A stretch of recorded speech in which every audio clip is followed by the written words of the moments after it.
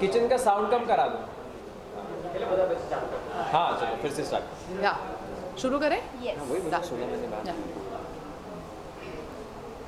યા આ શો તો આજે આઈ થિંક સવા વર્ષથી તમે લોકો જોઈ જ રહ્યા છો. અમદાવાદની જનતા શું, ગુજરાતની જનતા શું અને ઇન્ડિયાની જનતા શું, બધાને જ આ શો ગમી રહ્યો છે. અને સ્પેશિયલી અમદાવાદ આવવાનું ફક્ત કારણ એ જ હતું કે અમારા જેટલા પણ ફેન્સ છે જે લોકો અમને રિયલમાં જોવા માંગે છે, મળવા માંગે છે, અને બેઝિકલી આ જે શો છે એ ગુજરાતી બેઝડ જ છે. તો જ્યાં સુધી તમે ગુજરાત ન આવો, અને જ્યારે જો શો શરૂ થયો ત્યારે અમે લોકો પ્રમોશન માટે નહોતા આવી શક્યા. તો જ્યારે આજે અમે લોકો 400 એપિસોડ્સ પૂરા કરી ચૂક્યા છીએ, સો અમે લોકો વિચાર્યું કે પ્લીઝ એક મીટિંગ કેમ ન થઈ જાય ફેન્સ સાથે. તો દેટ્સ વાય બસ અમે લોકો બધા અહીંયા આવ્યા છે. And we are really feeling very complete या being amongst you all. हम लोग के आसपास रह के हमें बहुत अच्छा लग रहा है. we're feeling complete. क्योंकि अभी थोड़ा गुजराती- कोविड कम हुआ है, पहले आ ही नहीं सकते थे. एक्चुअली जब हमने शो लॉन्च किया, हर शो के यूजुअली आते ही हैं और स्टार प्लस के तो आते ही हैं, बट हम आ ही नहीं पाए क्योंकि तब वैक्सीन भी नहीं आया था. नहीं आया था. 2020 अक्टूबर में ऑन एयर आए थे. Yes. सब फर्स्ट वैक्सीन भी नहीं आया था. So we had to wait for first wave, second wave, first vaccine, second vaccine, और उसके बाद बॉम्बे में केसेस कम हो. अभी भी हम आए तो हम बबल मेंटेन करके आए हैं क्योंकि एक ही गाड़ी में एक ही आए गाड़ी में, हाँ. कि ताकि किसी एयरपोर्ट से हम कोई इन्फेक्शन ना ले लें. आप लोगों के बीच में जैसे जो यहाँ पे फैंस आए हैं, किसी को कोई भी रिस्क नहीं होना चाहिए. और जैसे ही हमें टाइम मिला हम सबसे पहले अहमदाबाद आ गए. क्योंकि गुजरात बेस्ड शो है, हम देसाई प्ले करते हैं, सो एब्सोल्युटली गुजरात तो आना ही था. And thanks for inviting us basically. या it is- डेफिनेटली. आप लोगों ने बहुत वार्मली हमें वेलकम किया है अहमदाबाद में. तो like we are so overwhelmed. And उससे बड़ी बात ये है कि इतने सारे फैंस यहाँ पे हैं, Yes. People who are there ये सोशल बहुत मीडिया बहुत ज़्यादा से. अच्छी चीज़ है. मतलब ये सारे fans who have come Yeah. Just social media से just to see us. So Just I to see think us. Lots of love. हमारी ट्रिप जो है सक्सेसफुल है बिकॉज वी फाइनली મતલબ ફાઇનલી અમે એવું કહી શકીએ કે અમે લોકો અહીંયા પ્રેમ આપવા માટે આવ્યા છે ને પ્રેમ લેવા માટે આવ્યા છે. બિકોઝ અત્યાર સુધી તો મળતો જ રહ્યો છે. લાઈક આજે 400 એપિસોડ થઈ ગયા છે, પ્રેમ આપી મતલબ મળતો જ આવે છે, મળતો જ આવે છે. તો આજે એવું હતું કે અમે પ્રેમ આપીને આવીએ બસ.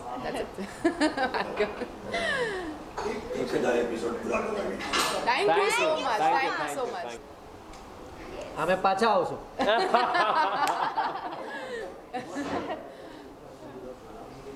आप मुझे फैन अब लाइव देख के कैसा लग रहा है आपको? बहुत अच्छा लग रहा है.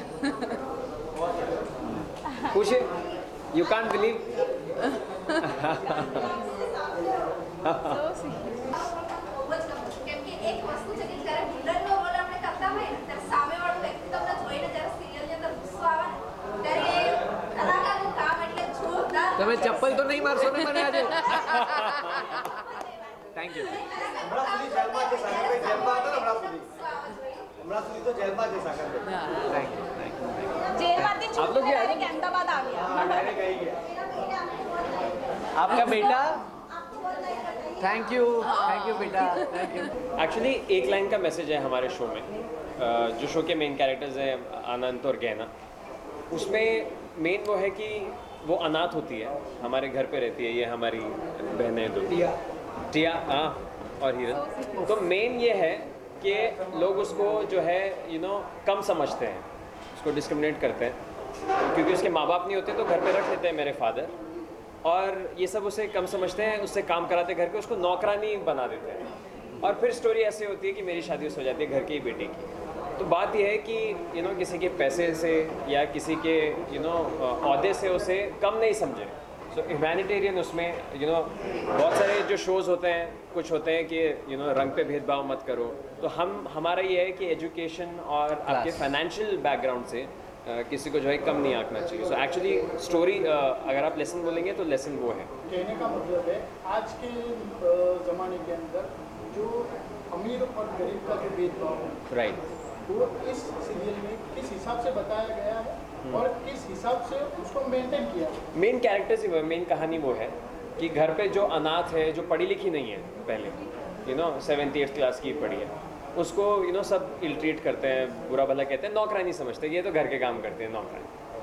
और फिर उसकी शादी जो है वो घर के लड़के से हो जाती है. एंड घर और के फिर उसको- होनहार लड़के से हाँ. जो एनआरआई है, बाहर से पढ़ के आया है, हाँ and he is the one two decide कि अरे तू क्या हुआ.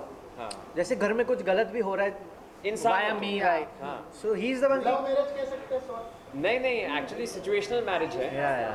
सिचुएशनल मैरिज है, उनकी 3 शादियां टूट जाती हैं। You're welcome for that. हाँ, actually, 3 शादियां उनकी टूट जाती है, तो ऐसा होता है कि आप कोई नहीं करेगा तो कलंक लग जाएगा कि इसकी तो शादी होती ही नहीं है, सब उसको छोड़ के चले जाते हैं। तो वो सिचुएशन में शादी होती है, बट सम्मान दिलाना, उसको आगे पढ़ाना, उसको आगे इंग्लिश सिखाना, उसको आगे लॉयर बनाना, जो आप सबने देखा होगा। सो कहानी वही है कि किसी जस्ट बिकॉज कोई इतना एजुकेटेड नहीं है या फिर इतना पैसे वाला नहीं है, हमें उसे as a human respect, dignity देनी चाहिए। वही शो का मैसेज है।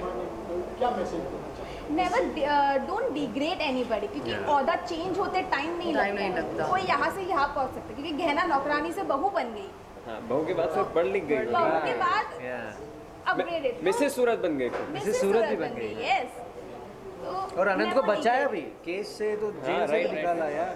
मतलब मेन उद्देश्य वही है कि ये जो शो है वो वुमन के पावर को दिखाता है, वुमन के जितने भी प्रकार से हैं उनको लोगों के सामने ला के रखता है। बिकॉज ज़्यादातर हम लोगों ने वैसी ही स्टोरी सुनी है कि एक महिला को बहुत सारी परेशानियां होती है, बहुत सारी चीज़ों से गुजरना पड़ता है, पढ़ाई लिखाई के इश्यूज होते हैं।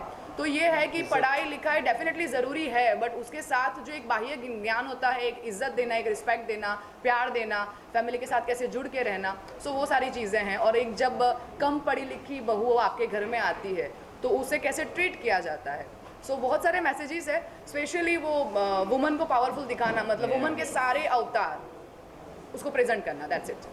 अनंत जी, मैं आपको एक क्वेश्चन करना चाहूँ। राइट, फिर जो हुआ, फिर आप उसमें गुस्सा हुए और घर के बाहर निकाल दिया, घर के बाहर निकाल दिया। अभी सीरियल में नया मोड़ आया। जी। नया मोड़ ऐसा है कि गहना का कैरेक्टर बदल गया। हाँ। अब तो उनसे दूर हो, राइट। और गहना का कैरेक्टर बदल गया और फोटोग्राफर का कुछ रोल प्ले करती, वो क्या है, वो क्या होने वाला है? देखिए, जैसे कि इंसान गलतियां भी करते हैं ना, तो वो वही है एक्चुअली। अगर आप इस कहानी को देखेंगे तो रामायण में जब सीता माता जो है रावण के पास उनको कैद में रख लेता है, और जब वो वापस आते हैं तो प्रजा बोलती है भाई ये क्या, उन पर शक करती है ना, उन पर लांछन लगाती है। तो वही एग्जैक्टली सेम सिनेरियो यहाँ है। अभय के पास गहना रह के आई है, और जो उसकी गलती नहीं, उसकी तो याददाश्त मिट गई थी हॉस्पिटल से, उसको वहाँ ले गए थे, उसको याद ही नहीं था कौन है, कौन देसाई, कौन हमारी फैमिली, कौन।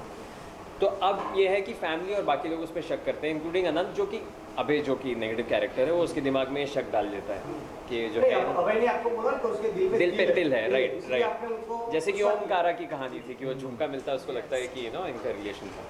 तो अभी ये है कि क्योंकि डाउट करते हैं जो इंसान, मतलब गलती कर रहा है अनंत कि डाउट कर रहा है, तो इसलिए जो है गहना वहाँ गई है। पर ये तो ट्विस्ट है, ये तो हम हर महीने 2 महीने में आते रहते हैं, क्योंकि इसके पहले राधिका आई है लव ट्रायंगल में, उसके बाद डॉक्टर सिद्धार्थ आया था, फिर गहना की शादी हो रही थी, तो वो सारी सागर हमेशा आता रहता है। एक बार बोल ही दो गहना रानी वाला। खास आपके लिए गहना रानी। तो ये ट्विस्ट है।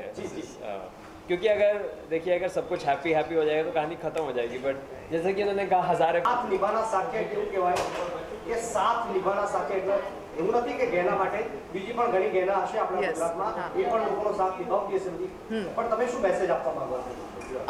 મારો મેસેજ એટલો જ છે કે આપણું પાર્ટનર જેવું પણ હોય, જી, પછી એને આવડતું હોય, મતલબ એ ભણેલું હોય કે ન ભણેલું હોય, પાર્ટનર જરૂરી છે। અને તમે જ્યારે પણ ગમે તેવી સિચ્યુએશનમાં આવો તો સૌથી પહેલાં એકબીજા પર ભરોસો કરવો, એકબીજાને પ્રેમ કરવો, એકબીજાની સાથે રહેવું, प्रॉब्लम्स गमे तेवी हो। जेम कि तमे अत्यारे जे सवाल पूछो कि आप क्या मैसेज देना चाहते हो, तो डेफिनेटली शुरू मतलब આપણે જ્યારે પણ જોઈએ ત્યારે છોકરીઓ પર પહેલી નજરે જોતા એની ભૂલ જ કાઢવામાં આવે છે, અને પછી જ્યારે બધું આગળ જાય છે, સીતા माँ के साथ हो ही चुका है, हम सभी ने देखा है, तो એ જ વસ્તુ છે। તો આમાં પણ એક મેસેજ છે, પણ એ મેસેજ હું આજે નહીં કહું, એ જ્યારે તમે શો જોશો ત્યારે ખબર પડશે।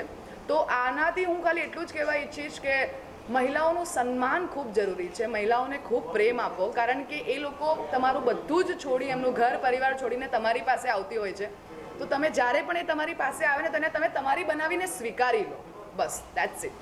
સાગર જેલમાં તો તમે सून તમે બસ વેઇટ કરતા રહો, અને કે હવે શું આવશે।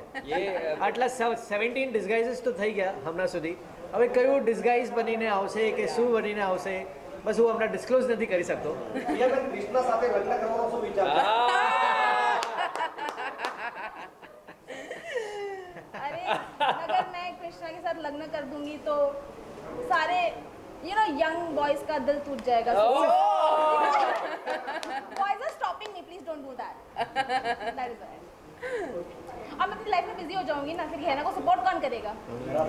या सो आई एम मोर.